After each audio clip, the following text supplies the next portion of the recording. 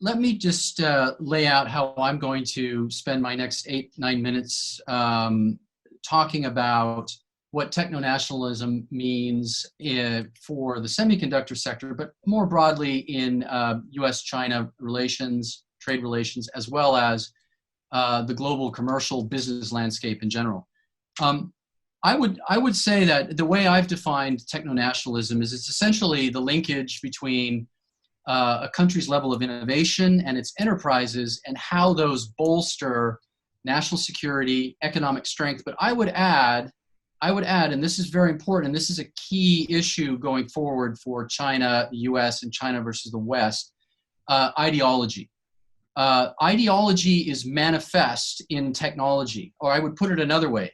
The way technology is used, i.e. for things like censorship, surveillance, monitoring, etc., is now going to become a major factor when we talk about export controls and restricted entity lists, etc., for the use of American and Western technology by Chinese companies. So those would be the three things. Now, I would say that Huawei, and I'm sure everybody's very familiar with Huawei, represents the perfect microcosm of this US-China techno-nationalist issue. It's the perfect microcosm because all of those three areas that I've just mentioned are manifest in the business footprint and the geopolitical footprint of Huawei.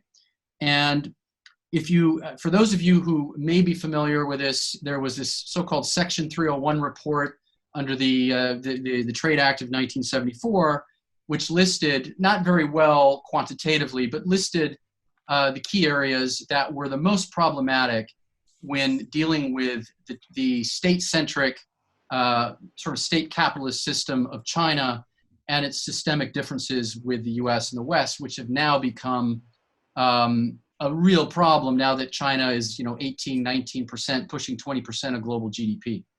And those were forced technology transfer, essentially, sort of vague, very somewhat pernicious licensing laws that allowed for local companies to be able to make very, very small adjustments to Western technology and thereby claim that as their own technology. The portion that I think is going to be the most significant going forward, and this is where we're going to see a shift of attention, is going to be the economic subsidies and the economic support that companies like Huawei have been getting. And I think we're going to see a range of countermeasures put out by the US, which will go beyond export controls and so on. And then, of course, the last area that Huawei has been accused of is, and this is the one that we're hearing the most about, and this is cybersecurity. That's somehow, if Huawei 5G systems are and infrastructure is built, that somehow the Chinese Communist Party will be able to access data and will be able to spy. There's been no evidence that this is true, at least publicly, but I think that's going to be a moot point anyway, because I think we're going to come back to the economic side of things much more so when we start looking at economic techno-nationalism. So this brings us to semiconductors and why semiconductors have become so important in this so-called techno-nationalist jousting contest that we have going on. And it's very, very simple. A semiconductor is the single most important technology for any industry of the future, for any emerging and foundational industry, and anything that's going to be important in furthering both hard and soft power for any country is going to be driven first and foremost by semiconductors. As Chris mentioned, I've done a comprehensive report on this. Please take a look at that. Also have a report coming out tomorrow on decoupling, strategic decoupling in the tech sector with China. So if you look at China's the Made in China 2025 plan, there are 10 key industries that they have targeted. Semiconductors are number one, and then you've got autonomous vehicles, robotics, and others. Not one of those industries can advance without semiconductors. So what we have, what we have playing out now is we have a situation where we have US companies which are dominant in the semiconductor field. They're way ahead. As Yukon mentioned, they have a huge market in China, but the flip side to that is China is way, way behind when it comes to semiconductors. They simply don't have the capabilities to make leading edge chips in semiconductors. So, you know, some people would say that this Made in China 2025 plan is not really a plan to dominate, but it's an act of desperation to try and catch up. I think in many areas, at least based on my analysis, I think the level of sophistication of Chinese technology sectors might be a little bit overstated. But at the end of the day, the Achilles heel for any kind of Chinese advancement or development is semiconductors. And it's a big, big problem for China. So from a techno-nationalist perspective, the US has seized upon this, and they have essentially weaponized technology supply chains around semiconductors. They have, of course, put Huawei and a number of other critical Chinese companies on restricted entity lists, meaning that they cannot access this technology without special permission, or in some cases, they can't get it at all. So a couple of things I'll highlight. And again, Huawei is at the center of this. The first is that,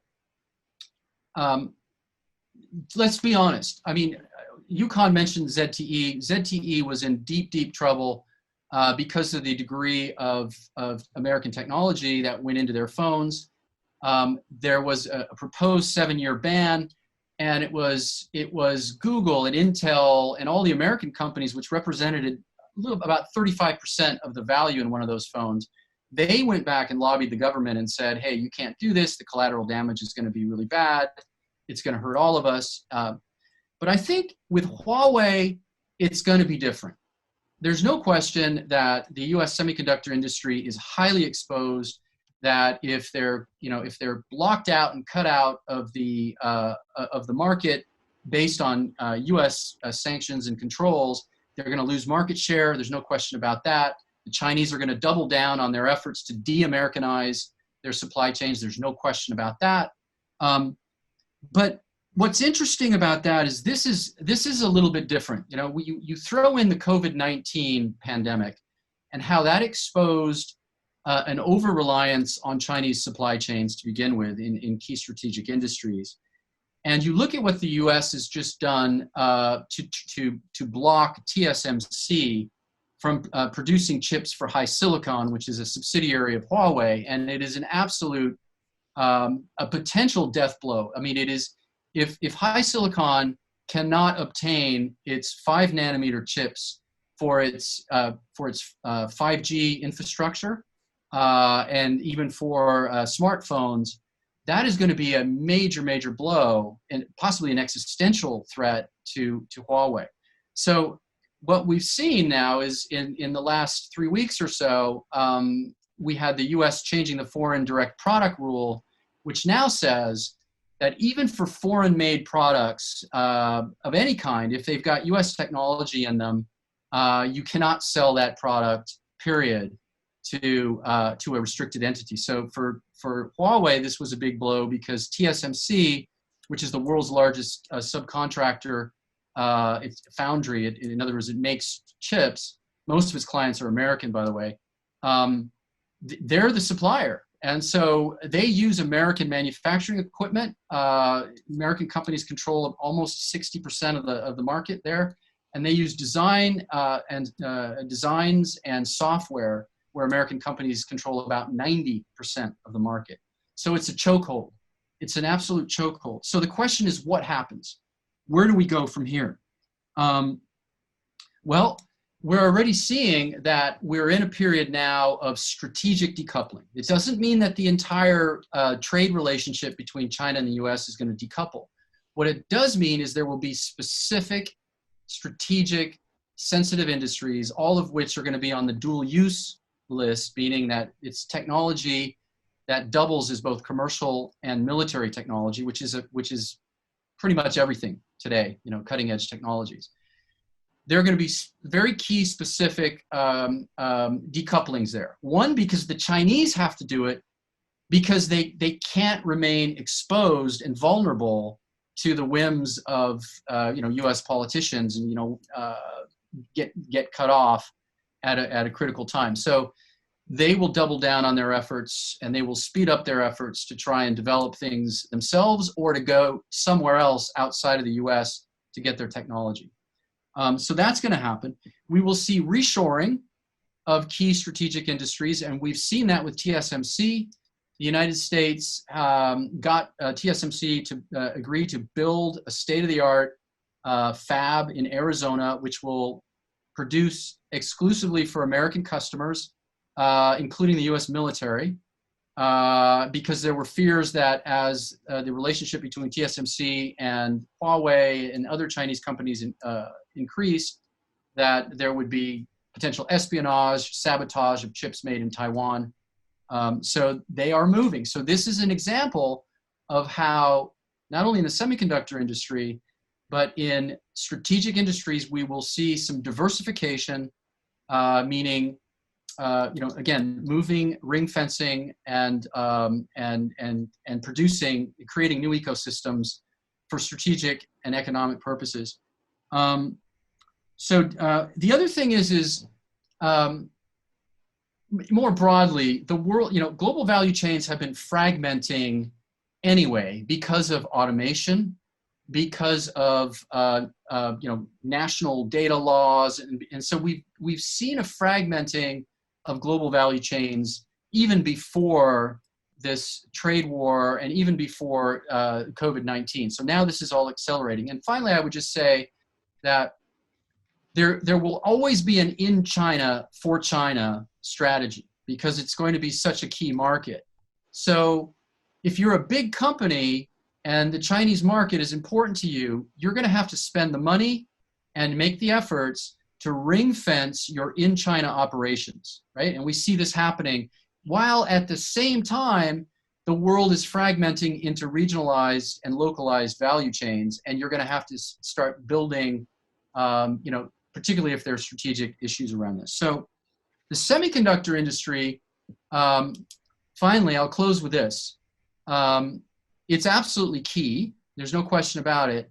But there's a China conundrum, what I'll call the China conundrum for all of these companies, semiconductor companies and other tech companies.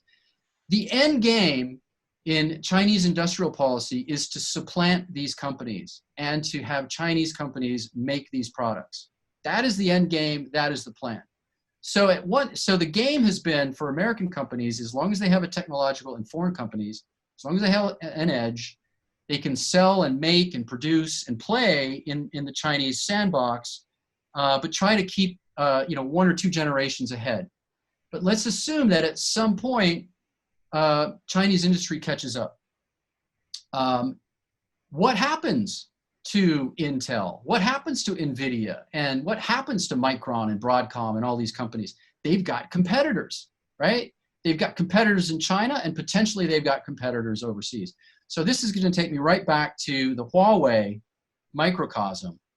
This is why the US government is trying to crush Huawei, okay?